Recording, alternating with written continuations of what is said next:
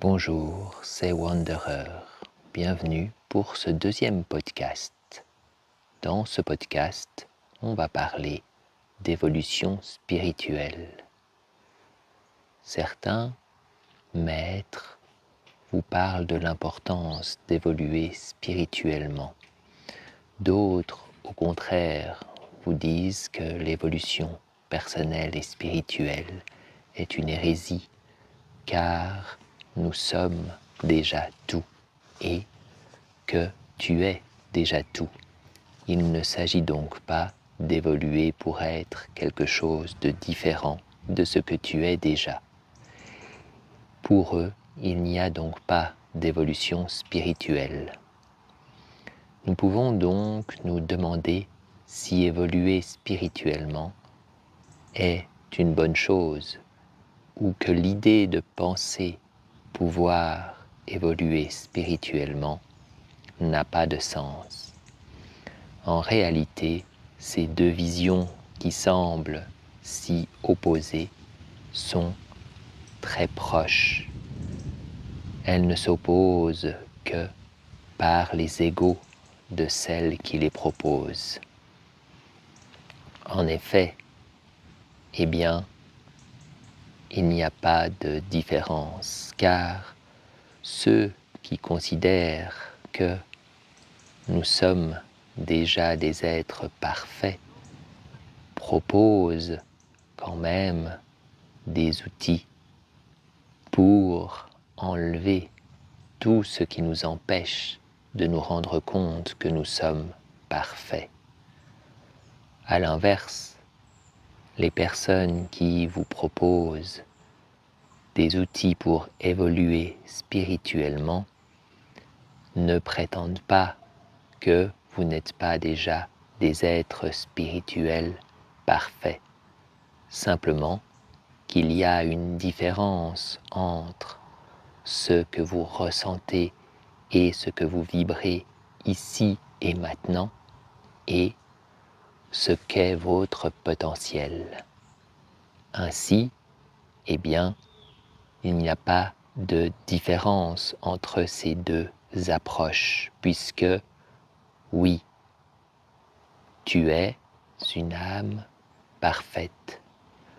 Oui, tu es la toute-puissance incarnée dans un corps limité. Oui, tu es un être spirituel parfait venu expérimenter la matière.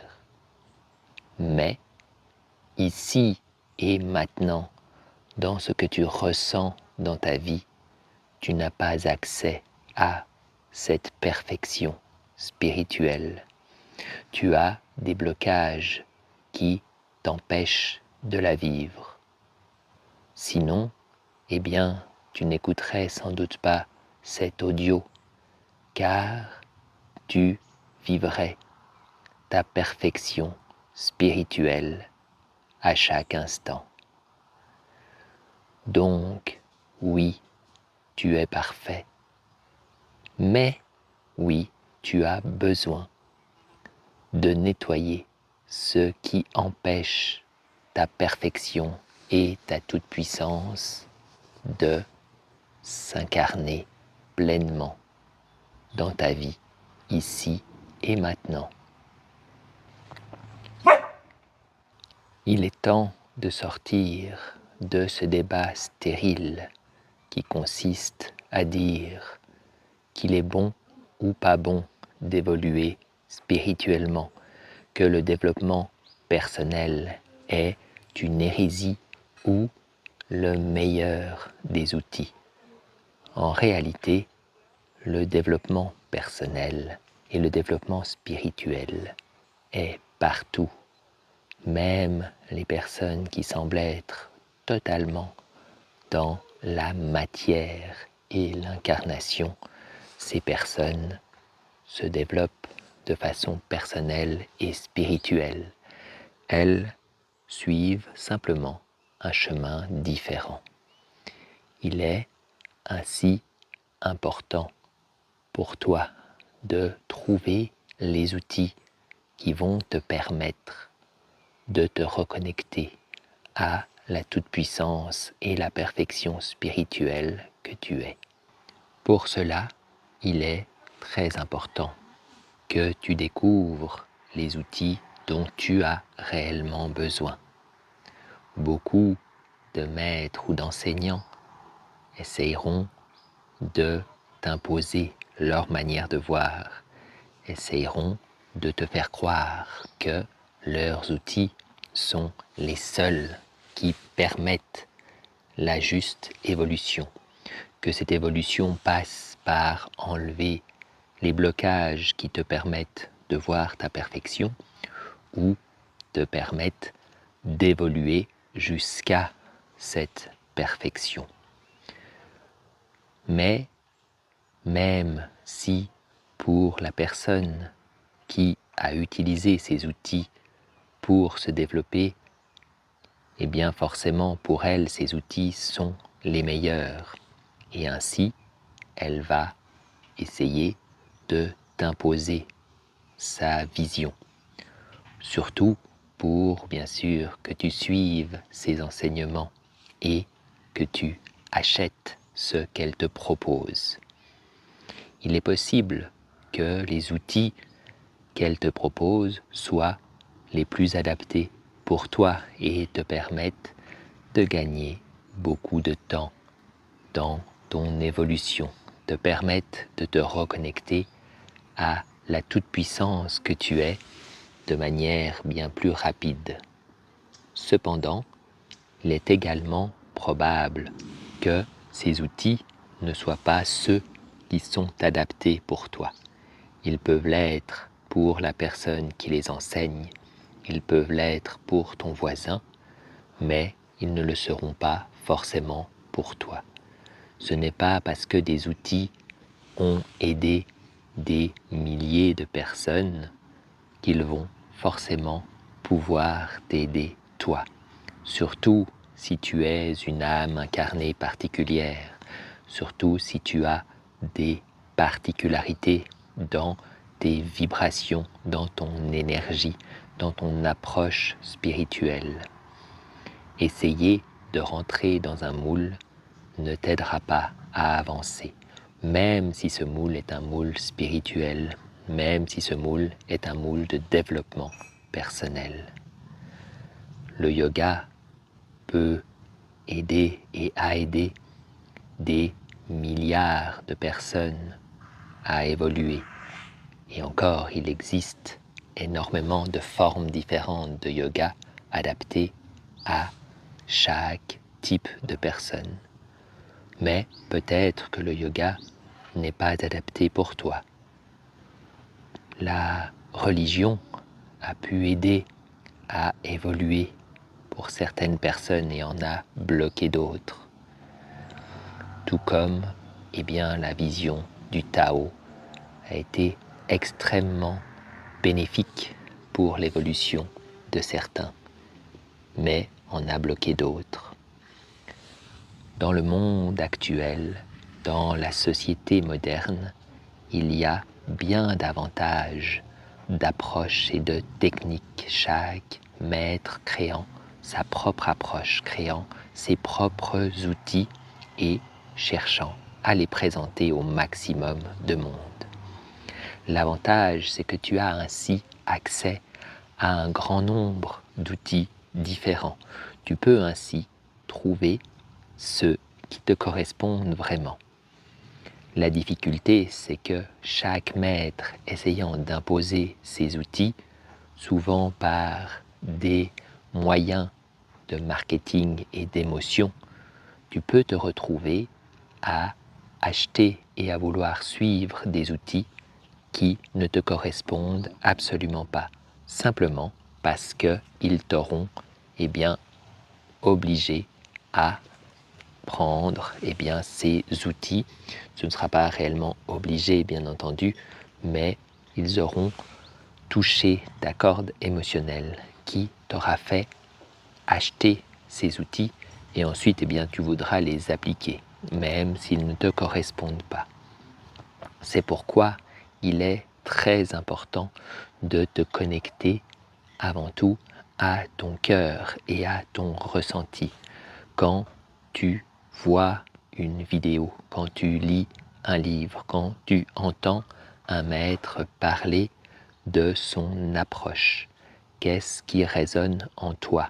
Et je ne dis pas qu'est-ce qu'il y a dans ton cerveau, je ne te dis pas d'écouter ce que ton mental te dit en disant « Waouh, c'est génial » ou de ce que ton émotionnel direct dit en te disant « Ah, ça c'est vraiment incroyable, je veux faire cette méthode, je veux suivre cette méthode. » Non, prends le temps de prendre du recul et d'observer quand tu penses à cette méthode, et le mieux c'est quand tu commences à l'appliquer, si le maître a proposé certains exercices, qu'est-ce qui résonne en toi?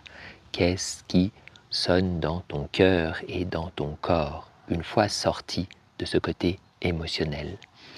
Même si la plupart des personnes qui vendent des programmes vont essayer de te faire choisir extrêmement rapidement afin que tu ne puisses pas prendre le temps de réfléchir, prends le temps non pas de réfléchir, mais de ressentir en quittant le côté émotionnel qui veut te dire de y aller tout de suite, d'acheter tout de suite pour profiter de tel bonus ou de tel événement ou pour être vraiment dans le flow avec tout le monde. Non, sors de là et prends le temps d'écouter ton corps et ton cœur. Qu'est-ce qu'ils te disent?